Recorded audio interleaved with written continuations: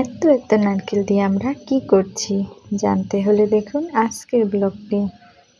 Hello friends, আমি মন্দিরা আর আপনারা দেখছেন আমার ব্লগ, আমার একমাত্র চ্যানেল মন্দিরাস লাভ লাইফ। আজকে এতগুলো নারকেল খোসা ছাড়িয়ে কি করব সেটা অবশ্যই দেখবেন।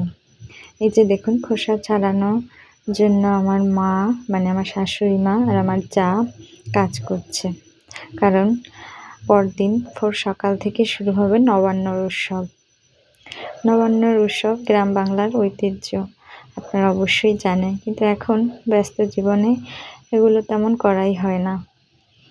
তো খুব ভোরবেলা উঠলাম, আমার ওঠার আগে আমার যা আমার শাশুড়ি মা নারকেল কোড়ানো আরম্ভ করেছে।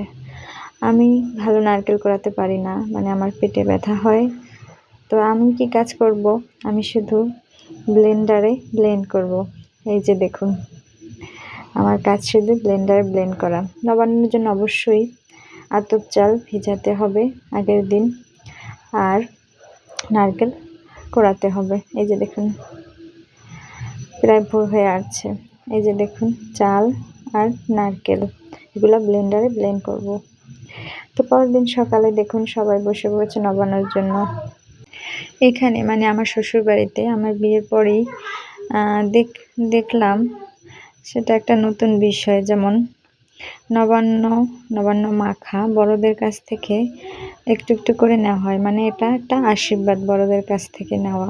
সবাই বড়রা মানে আমার শ্বশুর মশাই তার কাছ থেকে একটু একটু করে নবান্ন নিয়ে যাচ্ছে আশীর্বাদ স্বরূপ হিসেবে। এই যে দেখুন সবাই বসে পড়েছে। আজকাল আমাদের ব্যস্ত জীবনে এরকম একসাথে হয়ে সবাই মিলে বসে খাওয়া খুব কমই হয়, কারণ সবাই যে যার মতো কাজে থাকে। সময় করে একসাথে হওয়া একটা ভাগ্যের ব্যাপার। এবার আমার শ্বশুর মশাই খুবই অনুরোধ করে ফোন দিচ্ছে, তারপর বলল পরের বছর থাকি কি থাকি না, তো চলো আমরা একসাথে বসে খাই। এবার আমার শ্বশুর মশাই তার বড় ভাই তার কাছ থেকে অন্ন নিল। এটা একটা এবাড়ির রেওয়াজ বলতে পারেন। রেওয়াজ মানে পরম্পরা, পূর্বপুরুষের পরম্পরা।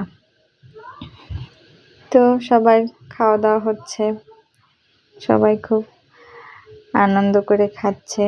এটাই হচ্ছে পরম পাওয়া, সবাই একসাথে বসে খাওয়ার আনন্দটাই আলাদা। আমার ছেলে এগুলো আবার তার পছন্দ না। আমার দেবর সে আবার নিতে আসছে তার বড় ভাইয়ের কাছ থেকে অন্ন। তো আমার ছেলে আবার আরো বেশি বেশি করে দিচ্ছে। আমার ছেলেগুলো অবশ্য খায় না, তার খালি চিকেনই পছন্দ। তো সবাই খাওয়া দাওয়ার শেষে খুবই মজা করলো। পুরুষরা আগে বসে, তারপর মহিলারা। এরপরে রাতের খাবারের জন্য মেনু কি হয়েছে দেখুন। সকালের খাওয়া দাওয়ার পরে নবান্ন এইটুকু বেঁচেছিল। তো কি করলো আর, এই হচ্ছে বুটের ডাল রান্না। তারপর এটা হচ্ছে বেগুন ভাজি। তারপর বেগুন ভাজির পরে তৈরি করেছে এই যে এটা মেটে আলু। আপনারা কি নামে জানেন জানি না, আমাদের এখানে মেটে আলু বলে, মাটির নিচে হয় বলে তাই। আর এটা হচ্ছে লাল শাক ভাজি।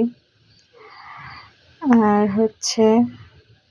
এটা হচ্ছে এরপরে কি, এরপরে হচ্ছে কোরাল মাছের ঝোল।